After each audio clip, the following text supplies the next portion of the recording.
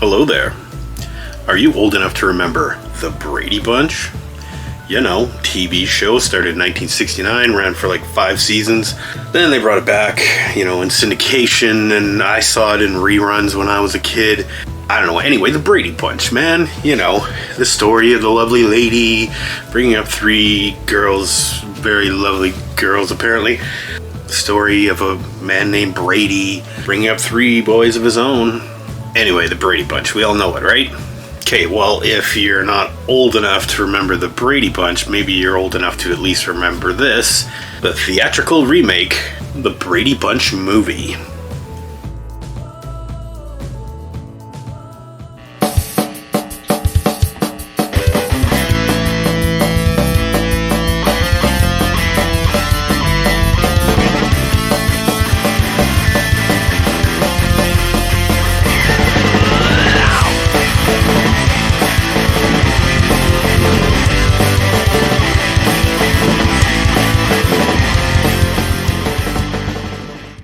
Yeah, the Brady Bunch movies from 1995. Comedy, of course. I guess the original sitcom was a comedy as well. Well, it was a sitcom, right? So, and I'm pretty sure it had a laugh track. This movie does not. But I don't think you really need to be told when to laugh at a movie like this. This is completely a parody of that original series. It makes fun of how, pure and innocent and how naive and trusting and how basically sappy all these concepts from the show actually were. But I think it does a pretty good job of actually telling you the story of the Brady Bunch. I mean, you learn the actual backstory in the 2-minute opening theme song, which they do faithfully here. I was surprised I didn't hear a punk rock cover of it or some kind of a grunge metal version of the Brady Bunch theme. I'm glad they didn't go that direction. I gotta say up front, before I even get to actually telling you much about this movie, I gotta say that I actually really enjoyed this. It was a breath of fresh air, if you can believe that. From what I remember, even back in 1995, this was a breath of fresh air compared to most of the other comedies that were out there. It's less mean-spirited than any of those. I mean, of course you have your antagonist characters in this movie. They're cynical, typical American 90s citizens or whatever. But the Bradys are an interesting counterpoint to that.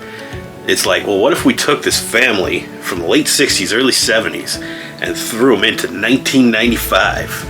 How would they be perceived by the rest of society? And what would they think about society?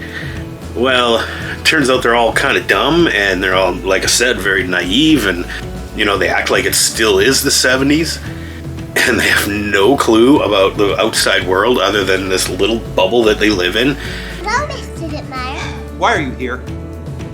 Oh, thanks. Mom asked me to ask you if there's any mail for us here by mistake.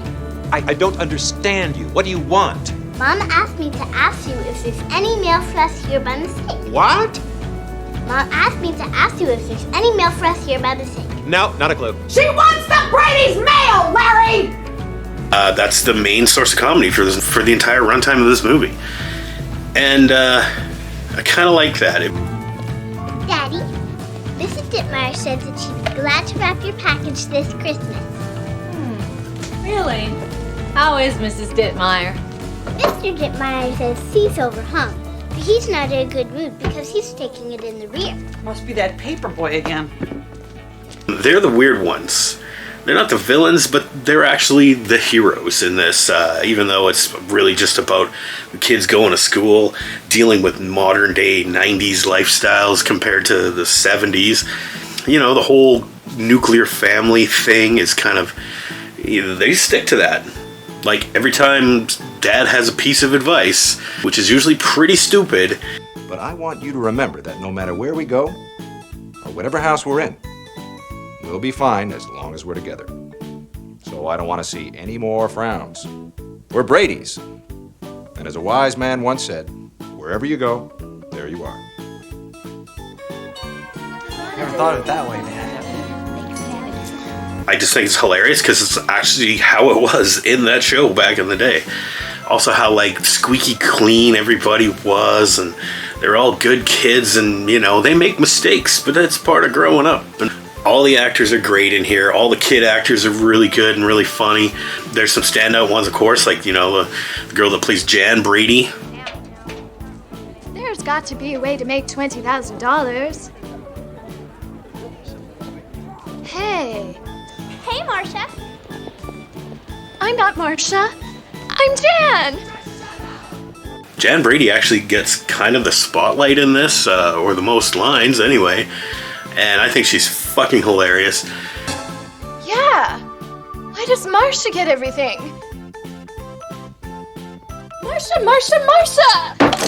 But you know, they're all good. Like the brothers, you got Greg. Greg's just a moron, but he's super positive. He's a super nice guy, and he's the big brother, and he looks out for his family and everything. And he's a joke in this. He's just a total square, and he digs groovy chicks. Hey there, groovy chick. Great. You know, you are really happening in a far out way. How about you and me going out for a soda after school? But none of them like him. And he plays his horrible, stupid folk song like a bunch of times in this movie, and it's hilarious. Clowns never laughed before, beanstalks never grew, ponies never ran before. Marcia Brady, she's pretty funny in this because she's just so full of herself. And she's just so oblivious to everybody else. She's the princess. Everybody loves Marcia. Marcia. Like, you get Shelley Long as the mother. And this was a shocker because she was like first cast in this movie. Or I think her name appears either first or second in the credits. And she's like, she barely has anything to do with this movie. She's just the mom. What she does for a living, no clue. I mean, Mike Brady, her husband, is like an architect or whatever, and he's such an idiot that he just keeps coming up with the exact same design. Basically, the design of his house, which he apparently designed and built himself. But he's like contracted by this architectural firm to come up with more designs, and every design looks exactly like his house. The actress who plays Alice does a pretty good job as well. She's just there for cheesy, super cheesy one-liners, and that's the point of it. Is that the jokes are so corny and so old school, it's not really funny. She's the most far out chick in my class. You wouldn't believe how much I dig her. Sure I would. I've been digging Sam so long, by the time he proposes, I'll be 6 feet under. Oh, Alice, what would we do without you? Probably eat out. But it's intentionally lame, and it's intentionally hilarious. Okay, well, let's control myself here. It's not one of the funniest comedies I've ever seen, but it's surprisingly one of those comedies that I saw back in the day, and I thought it was pretty funny. And I watch it again. I think I appreciated it maybe more than I did back then, because I hadn't seen this in almost 30 years now. Also, you get Michael McKean in here as their next door neighbor, who's kind of the, I guess, antagonist of the movie. Him and his wife, Jean Smart. Oh my, you've gotten so big. You're almost as big as your daddy. And I'm still growing. Right before my very eyes. They're the next door neighbors. He's a real estate agent, and he's convinced everybody else on the block to sell their homes, but he just can't convince the Bradys to do so. Because, you know, there's some big developing firm wants all the land and, you know, clear it and make condos or whatever. And the whole movie is about, well, there's this tax bill that the Bradys haven't paid, and if they don't pay this bill by the certain date or whatever, the house is going to go up for auction or whatever, and they're going to get kicked out and lose their house. $20,000? There has to be a mix-up. You better call someone. We are. You do? I see. We should. You are. All right, goodbye. We owe them. So they got to come up with $20,000. Well, there must be some way out of this mess. Everybody think. Hey, I've got it. We can enter that Search for the Stars contest. First prize is exactly $20,000. Hey, that's a nifty idea, Marcia. Great. Great idea, Marcia. Good idea, Marcia. Am I invisible? Do I not have a voice? I had that idea 2 days ago. Stop being so selfish, Jan. Come on, Jan. Oh, Jan. That's the plot of the movie. And of course, Michael McKean is kind of trying to get them out of there, right? So he can make a crap ton of money off this big real estate deal and all that. And he's like just this cynical dirtbag, you know, typical real estate agent, right? I'm just kidding. Real estate agents, don't come after me. I got no beef with you. And he's like, go, go, go. And his kids are jerks. And he hates when the Bradys keep coming into his yard and stuff like that. And he hates how annoying and like goody two-shoes they are. And Excuse me, Mr. Dittmeyer, but as a member of the Safety Patrol, I must warn you that your hedge is overgrown and can block the view of the street for oncoming traffic. Well, you see, Billy, Bottom. like it matters. I grew my hedge tall for a reason. So I wouldn't have to see your family. Thank you for your concern. so he makes for a pretty good villain. He gets actually a lot of the laughs in this movie as well. So why don't you hop back on the Swiss Miss package where you belong, huh? Okay. Oh, don't forget your jump rope.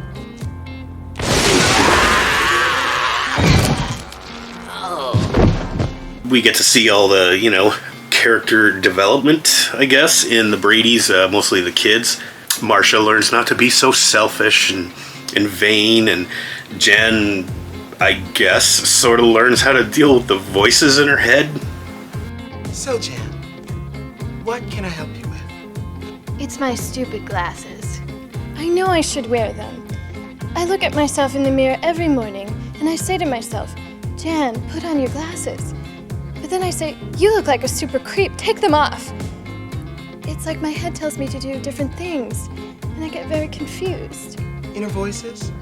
What does she mean, inner voices? I don't think that's any of her business, but it's her job to ask questions. You are so dumb. I don't have inner voices. Because that's one thing they kind of push to an extreme here is the rivalry between Jan and Marcia Brady. But Jan, you don't have any friends. You're just jealous, Jan. How Jan is like the middle child and she's super jealous all the time, and You are the middle child, aren't you?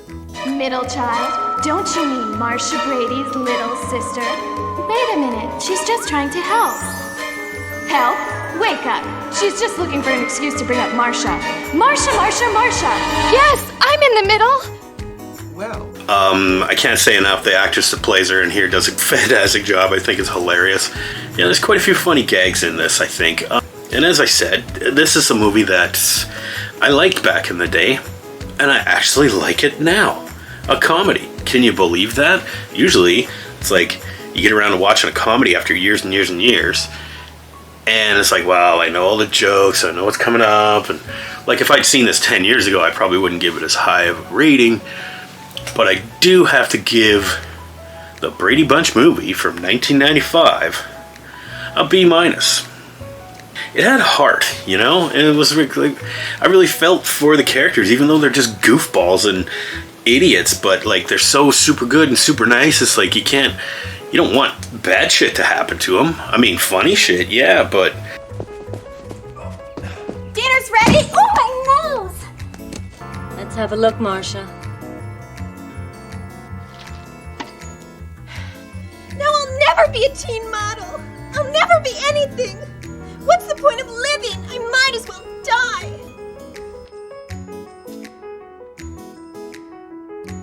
I thought everybody in the main cast did a really good job here. Like I said, it made me laugh. B-. Oh, and just as a side note, I have the sequel too. Stay tuned. And until next time, have a good one, everybody. Marcia!